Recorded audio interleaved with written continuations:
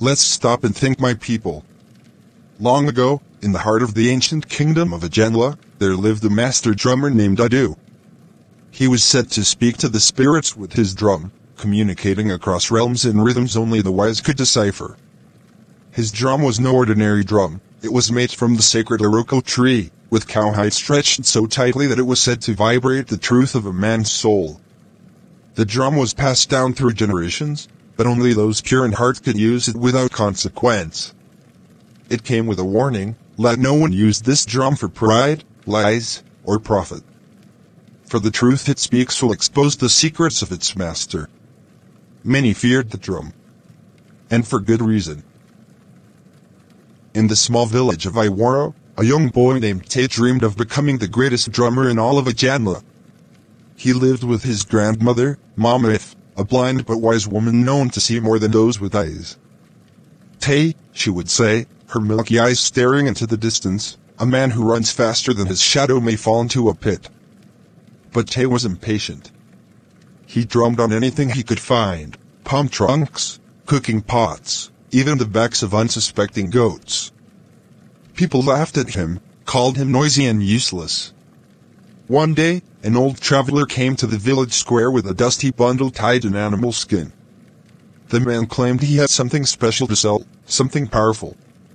A talking drum, the man whispered, his voice rough like dry maize husks. Not just any drum. This one once belonged to the line of Adu. The villagers scoffed. Another liar selling fairy tales. But Tay's ears perked. He followed the man behind the market huts, where the drum was unveiled. Its wood gleamed with an inner fire, and ancient carvings danced around its rim.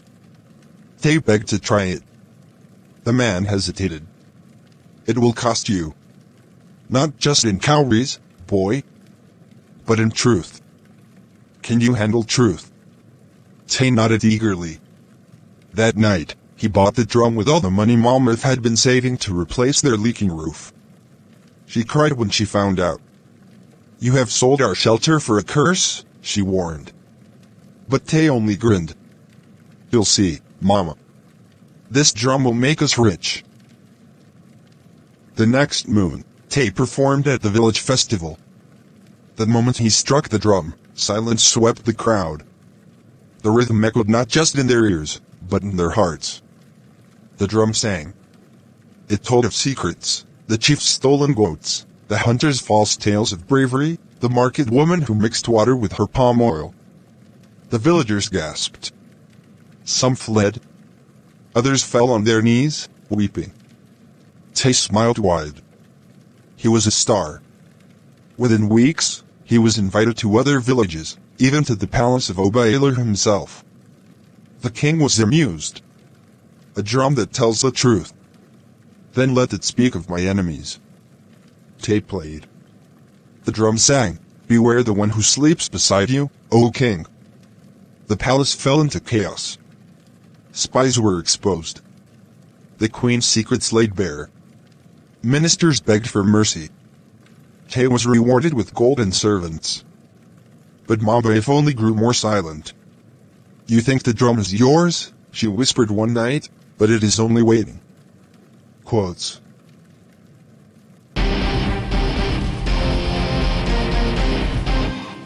Tay now wore silk wrappers and rode on a horse with brass bells. Drummers lined up to learn from him.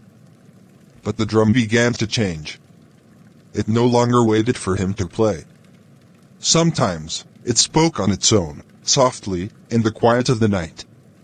At first, he ignored it. Then, it began calling his name. Tay. One evening, during a performance in the neighboring village of Vigil, the drum revealed something unexpected, not about others, but about him. Tay, the boy who stole his grandmother's roof. Tay, who beat his friend for mocking his sound. Tay, who lied to the traveler to get the drum for less. The crowd turned to him in confusion. What is the drum saying? They asked. Tay laughed nervously and beat louder to drown it. But the drum only grew louder. He fled that night, ashamed. Back in Iwaro, Mama If was waiting, sitting by her fire, humming an old dirge.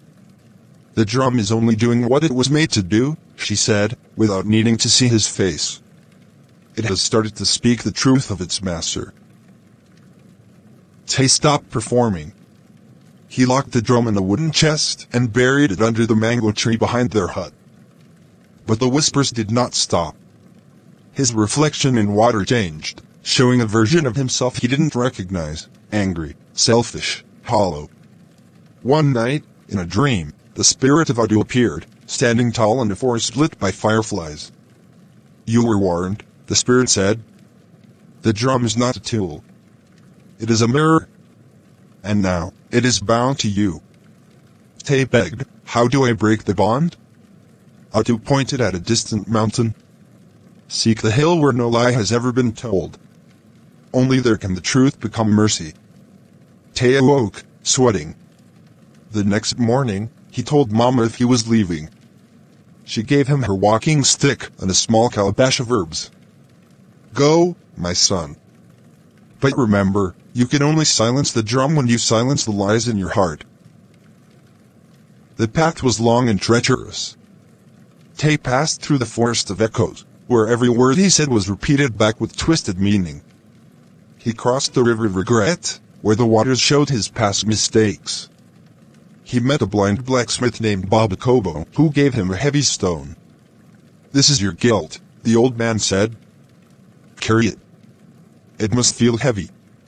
If it becomes light, you are lying to yourself." For days, Tay struggled with the stone. He confessed his faults to strangers.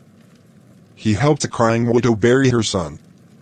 He fasted, prayed, and listened to the stories of those he once ignored. And slowly, the stone grew lighter. Finally, he reached the sacred hill. It was quiet, no birds, no wind. Just truth. There, he unwrapped the drum. It was cracked. He wept. "I was foolish. Proud. I used the gift for fame, not for healing. I am sorry." The drum pulsed once. Then again. Its voice was gentle this time. Truth spoken in pride becomes poison. Truth spoken in humility becomes medicine. Tay beat the drum softly, and it sang of forgiveness, of growth, of change. Then, the drum crumbled into dust. And the wind carried the dust across the hills. Tay returned to Aworo, no longer wearing silk or riding horses. His feet were dusty, but his eyes were clear. The villagers stared in awe as he walked to Mama If's hut. She touched his face and smiled. "You found the hill?" she said. "I found myself," he replied. Tay never played for crowds again. Instead, he taught children the meaning of truth through music. He carved a new drum, not of sacred wood, but of humility.